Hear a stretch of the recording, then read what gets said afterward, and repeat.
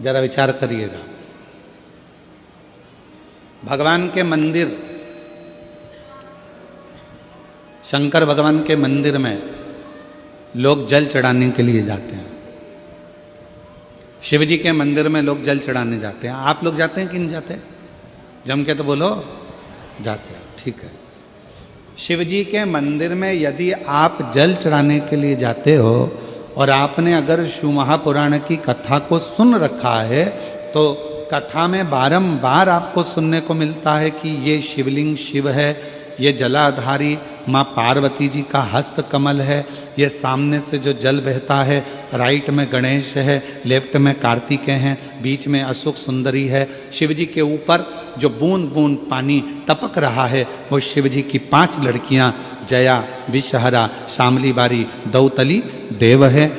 ये सारा पूरा की पूरा स्थान शिव जी के सामने से जहाँ से जल बहकर जमीन पर आकर नीचे जाता है वहाँ पर 33 कोटि देवता विराजमान हैं।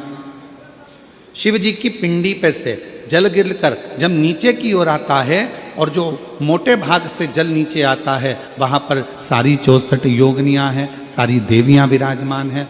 अब जो समझ गया वो शिव मंदिर में जाकर ना गणेश जी को ढूंढता है, ना कार्तिकेय को ढूंढता है, ना पार्वती को ढूंढता है। ढूंढेगा क्या? जम के बोलो जरा। नहीं। ना वो कार्तिकेय को ढूंढ रहा है, ना वो श्री गणेश जी को ढूंढ रहा है, ना वो पार्वती को ढूंढ रहा है।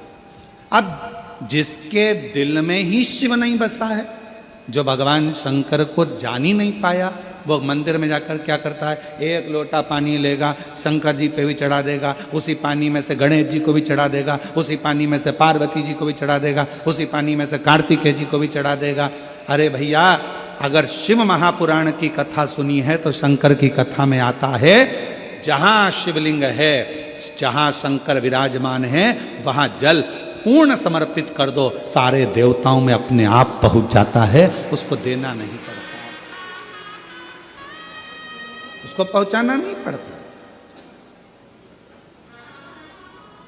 और ये गलती बहुत सारे लोग करते हैं। आप लोगों से निवेदन है, शिव जी के मंदिर में अगर जल चढ़ाने जाना है आपको तो पार्वती मैया को अलग से जल नहीं चढ़ाना, कार्तिकेय जी को अलग से जल नहीं चढ़ाना, गणेश जी को अलग से जल नहीं चढ़ाना। किसी भी मूर्ति पर शिव को जल चढ़ाने जाओ तो अलग से किसी मूर्ति पर जल मत चढ़ाओ, ना पार्वती जी को, ना गणेश जी को, ना कार्तिकेय जी को। अगर जल चढ़ाना है तो केवल देव अधिदेव महादेव पर चढ़ाओ, वो जल सारे देवताओं तक अपने आप पहुंच जाएगा, उसको पहुंचाने की जरूरत नहीं है। चलो और सरल भाषा में समझ लो। तुम्हारे घर में तुलसी का पौधा है? हाथ उठाओ जरा, किस किस के यहाँ? सब लोग रख लो। अब ठीक है, रखो। तुलसी के पौधे में पानी कौन कौन देता है? सब देते हो? ठीक है। पत्ते पे देते हो क्या? नहीं। डाली पर देते हो क्या? नहीं। मंजरी पर देते हो क्या? तुलसी में पानी कहाँ दिया जाता है? तुलसी की जड़ में। जड़ में पानी दे दिया तो वो तुलसी के पत्ते पत्ते में पानी पहुंच जाता है, मंजरी में पानी पहुंच जाता है। वृक्ष की जड़ में पानी दे दिया तो वो पानी सब दूर फल में, फूल में, डाली में, पत्ती में, सब जगह पर वो पानी पहुंच जाता है। उसी तरह जैसे जल जड़ में दिया जाता है, पानी जड़ में दिया जाता है तो वो सब जगह पहुंच जाता है। उसी तरह शिव मंदिर में केवल शंकर भगवान पर जल चढ़ाया जाता है तो वो सब देवताओं तक पहुंच जाता है,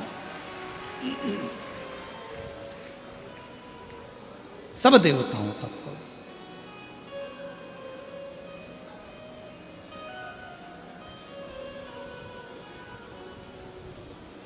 और शंभु शरणे पड़ी मांगू घड़ी रे घड़ी, दुख काटो दया करी न दर्शन आपो।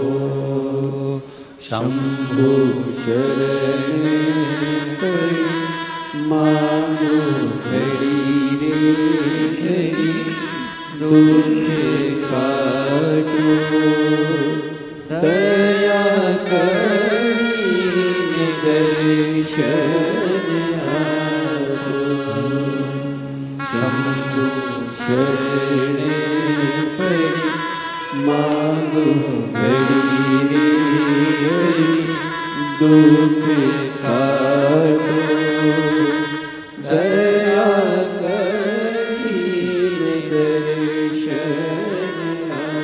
आपको अलग से जल देने की जरूरत नहीं, पत्ते पर अलग से पानी डालने की जरूरत नहीं है, डाली में अलग से जल देने की जरूरत नहीं है। केवल जड़ में पानी दीजिए, फूल में, पत्ती में, फल में, सब जगह पर वो पानी पहुंच जाता है। उसी तरह अगर जल देना है तो शंकर जी के मंदिर में कभी भी जाओ, ना पार्वती जी को पानी चढ़ाना, ना गणेश जी को पानी चढ़ाना, ना कार्तिकेय जी को पानी चढ़ाना। अगर लोटा भर के जल चढ़ाना है तो किस पे? महादेव पर चढ़ाना, शिव।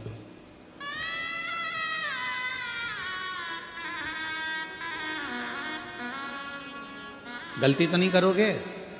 बोलो तो जम के। कहाँ जल चढ़ाओगे? शिव जी पर। अब कई लोग पार्वती जी कपड़े पहनी है, वस्त्र पहनी है, तो भी पानी चढ़ा के चले जाते हैं। गणेश जी वस्त्र पहने हैं तो भी लोग पानी चढ़ा के चले जाते हैं। कार्तिकेय जी वस्त्र पहने हैं तो भी लोग पानी चढ़ा देते हैं। ये ठीक नहीं। शिव महापुराण में सीधी सीधी बात करी है, सारी समस्या का हल एक लोटा जल। अब जल कितना लेकर गई हो मंदिर के लिए? जम के बोलो, एक लोटा। अब सियोर वाला महाराज कह रहा है कि एक लोटा जल सारी समस्या का हल।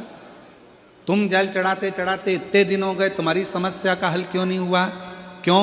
क्योंकि तुम पूरा एक लोटा जल शिव जी को दे ही नहीं पा रही हो। आधा जल इधर चढ़ा दूं, आधा उधर चढ़ा दूं, आधा उधर चढ़ा दूं, आधा इधर चढ़ा दूं, तो तुम्हारा तो कहावत ही आदि हो गई कि आधा लोटा जल। तुम्हारी तो कहावत ही आदि हो गई।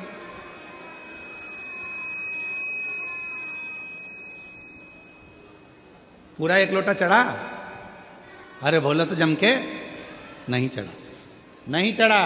इधर पार्वती जी को चढ़ा दिया, गणेश जी को चढ़ा दिया, कार्तिकेय को चढ़ा दिया, और फिर शिव जी को जल चढ़ा रही है। या शंकर जी को चढ़ाने के बाद थोड़ा सा बचा कर इधर भी चढ़ा दूं, उधर भी चढ़ा दूं, उधर भी चढ़ा दूं, मन में रख लिया बचा कर।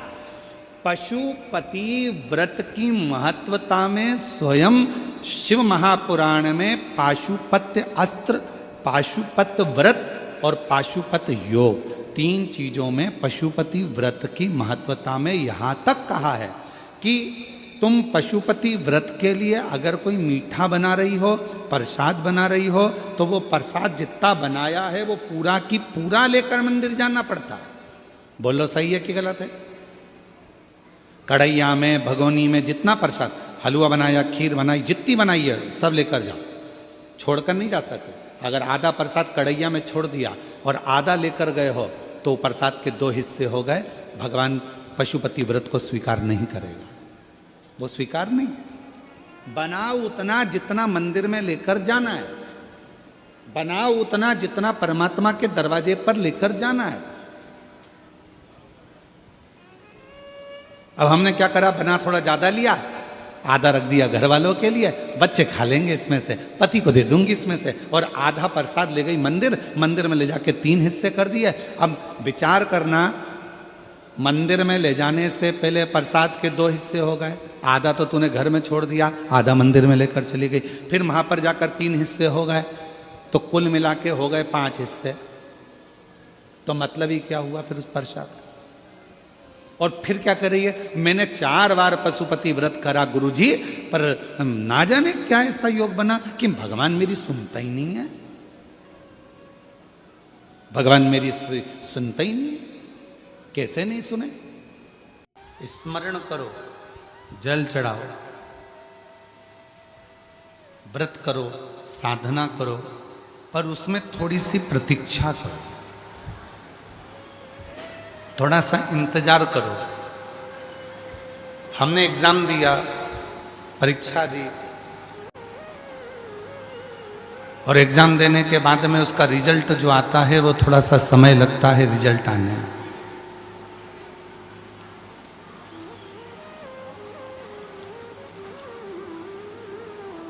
हमने कोई चीज बुलवाई ऑनलाइन, हमने कोई वस्तु बुलवाई, उसको भी आने में थोड़ा सा समय लगता है।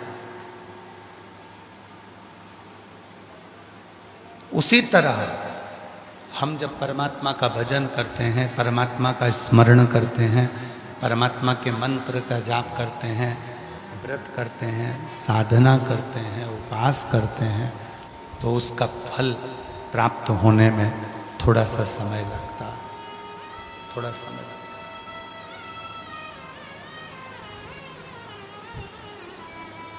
और तेरी कृपा बिना न हिले एक भी अणु, लेते हैं श्वास तेरी कृपा से तनु तनु।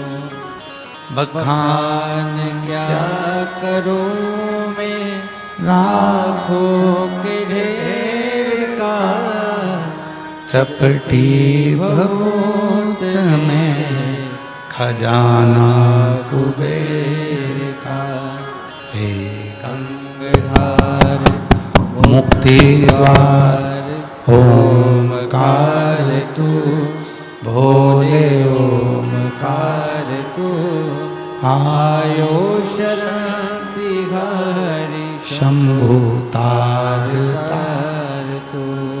बखान क्या करूं मैं राखों के ढेर का, चपटी भभूत मेरे खजाना कुबेर का। हे गंगाधार मुक्ति ओमकार भोले आयो शरण तिहारी शंभु। उसको जपने के बाद, उसको भजने के बाद, उससे प्रार्थना करने के बाद थोड़ा सा उसका इंतजार करना जरूरी है। थोड़ा सा उसका इंतजार करें, प्रतीक्षा करें। जब आप प्रतीक्षा करेंगे, इंतजार करेंगे, तब शिव प्राप्त जरूर होगा। अब हम करते क्या है, भगवान शंकर को एक लोटा जल चढ़ा देते हैं, भगवान शिव का सोमवार का व्रत कर लेते हैं, प्रदोष कर लेते हैं, सारे व्रत कर लिए, प्रदोष कर लिया, सोमवार कर लिया, पशुपति व्रत कर लिया, और इंतजार नहीं करा। बक्से नहीं चल रहा है भाई, इसके ऊपर के बोलो ना उसको। इंतजार करा, प्रतीक्षा करी, थोड़ा सा इंतजार उस परमात्मा का, थोड़ी सी प्रतीक्षा उस परमात्मा की, सुख जरूर देगी।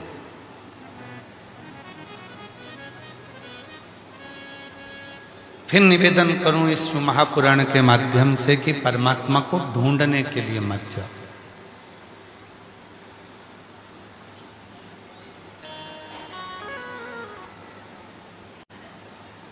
परमात्मा को केवल पुकारने के लिए जाओ,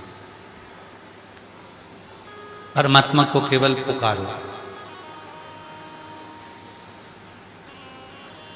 आप सब मेरी जीजियां बैठी हुई हैं, मेरे जीजा बैठे हुए हैं, मेरे बुजुर्ग माँ बाप बैठे हुए हैं, मेरी बेटियां, मेरे बेटे सब यहाँ पर बैठे हुए हैं। स्मरण करिएगा, छोटा सा बच्चा है, उसको मच्छर काट गया, वो अपनी मम्मी को ढूंढने जाएगा कि मम्मी को पुकारेगा? बोलो, जम के बोलो जरा। ढूंढेगा कि पुकारेगा? पुकारेगा। छोटा सा बच्चा है, उसको भूख लगी है, उसको प्यास लगी है, वो अपनी मम्मी को ढूंढने जाएगा कि पुकारेगा? पुकारेगा। वो ढूंढने के लिए मम्मी को नहीं जा रहा है,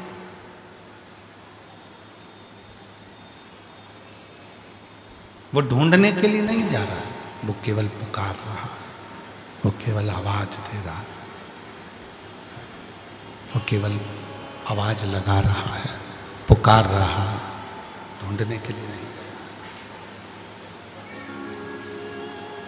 रोया, आवाज लगाई उसने, माँ माँ कहकर वो बच्चा जब रोने लगा, माँ माँ कहकर जब वो बच्चा रुदन करने लगा, तो माँ भोजन भी बना रही होती है, आटे में उसके हाथ उसने हुए रहते हैं, तो भी वो दौड़ कर आ जाती है। माँ कपड़े धो रही है, तो भी वो माँ दौड़ कर आ जाती है। माँ झाड़ू लगा रही है, बच्चे ने पुकारा तो माँ दौड़ कर आ जाती है। बच्चा उस माँ को ढूंढने के लिए नहीं गया, बच्चा उस माँ को ढूंढने के लिए नहीं निकला, उसने तो केवल रोया, माँ माँ कहकर पुकारा, और माँ भोजन छोड़कर, कपड़े छोड़कर, झाड़ू छोड़कर, पोछा छोड़कर, काम छोड़कर अपने बच्चे के पास दौड़कर आती है। उसी तरह शिव महापुराण की कथा कहती है कि बच्चा जैसे माँ को ढूंढने नहीं जाता, केवल पुकारता है और माँ दौड़ कर आती है, उसी तरह आप भी श्री शिवाय नमस्तुभ्यम कहकर जब पुकारते हो तो भगवान दौड़ कर तुम्हारे पास में तुम्हारा दुख दूर करने के लिए, तुम्हारा कष्ट दूर करने के लिए, तुम्हारा संकट दूर करने के लिए मेरा शिव दौड़ कर आ जाता, मेरा शंकर आ जाता,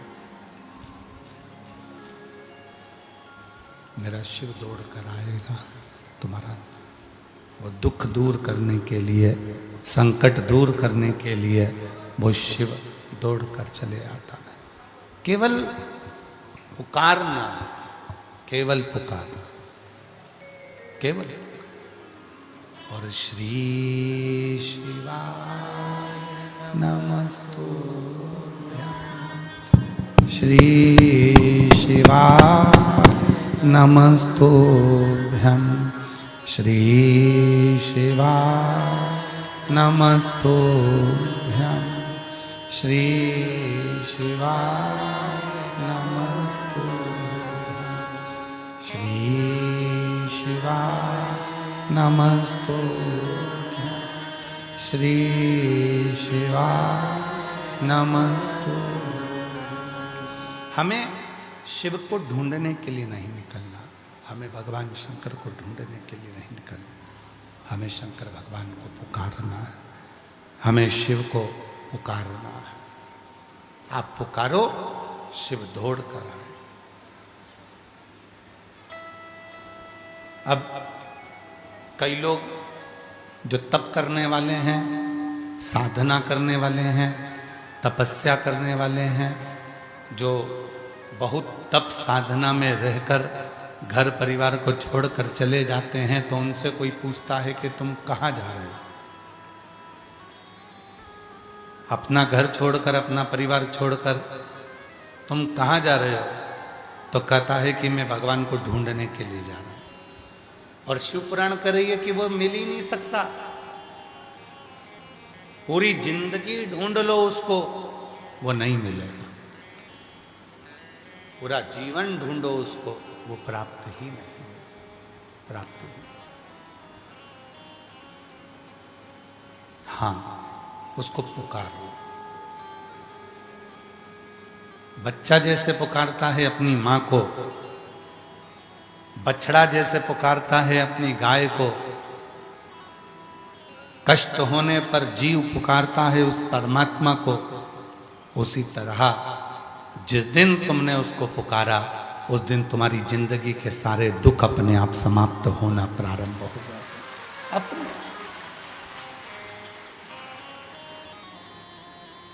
अब आप और हम क्या करते हैं? हम पुकारते नहीं। यहां तक शिव पुराण की कथा कहती है, भगवान शंकर का चरित्र यहां तक कहता है, शिव महापुराण की कथा यहां तक वर्णन करती है कि शिव के मंदिर में जब एक लोटा जल चढ़ाने के लिए जाओ, जिस समय पर तुम भगवान शंकर को एक लोटा जल समर्पित कर रहे हो, उस समय पर तुम्हारे दिल का भाव भगवान शंकर से कहते कहते अपने मन से उसको पुकारते हुए शिव को जल समर्पित करो।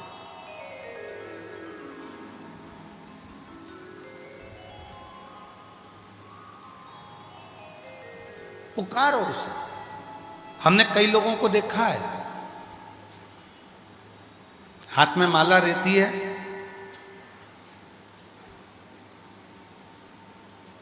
जपते रहते हैं, बिल्कुल जपने में लगे रहते हैं,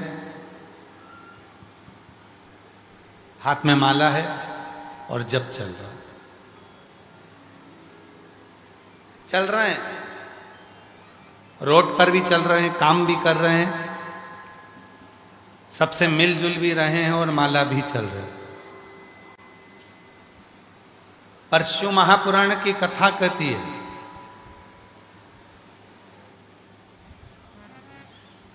शिव महापुराण की कथा कहती है, अगर आप बहुत चुप होकर, मौन होकर माला को जप रहे हैं और जपते जपते जपते जपते कुछ देर बाद फिर आपका जो चित्त होता है, आपका जो मन होता है, वो मन, वो चित्त, वो वृत्ति, वो हृदय, वो जो पूर्व में कुछ हुआ होता है, पूर्व में कुछ भान हुआ होता है, पूर्व में जो कुछ क्रम हुआ होता है, वो मन, वो चित्त, वो वृत्ति वहाँ चली जाती है, वो मन वहाँ चले जाता है। फिर वो मन राम नाम में, कृष्ण नाम में, शिव नाम में, वो मन परमात्मा के नाम में नहीं लग पाता, भटक रहा है। शिव महापुराण में एक बात बड़ी सुंदर कही है, सार्वजनिक रूप से अगर तप कर रहे हो तो मौन हो जाओ, चुप होकर तप करो, जप करो, साधना करो, शंभो शंभो, चुप होकर तप करो, साधना करो, भजन करो, स्मरण करो, मंत्र जाप करो, नाम जाप करो, नाम कीर्तन करो। पर जब तुम एकांत में बैठे हो, जब तुम एकांत में बैठकर जप कर रहे हो, उस समय तुम चुप मत रहो, उस समय तुम्हारे मुख से शब्द का गर्जना होना चाहिए, उस समय पर तुम्हारे मुख से भगवान के मंत्र निकलना चाहिए। इन श्रवण शक्ति में जाने के लिए, इन कानों में जाने के लिए वो शब्द अपने मुख से निकले, वो शब्द अपने मुख से, और जब वो शब्द अपने मुख से निकलेंगे, वो शब्द जब अपने मुख से निकलेंगे तो हमारे ही अपने कानों में वो प्रवेश करेंगे।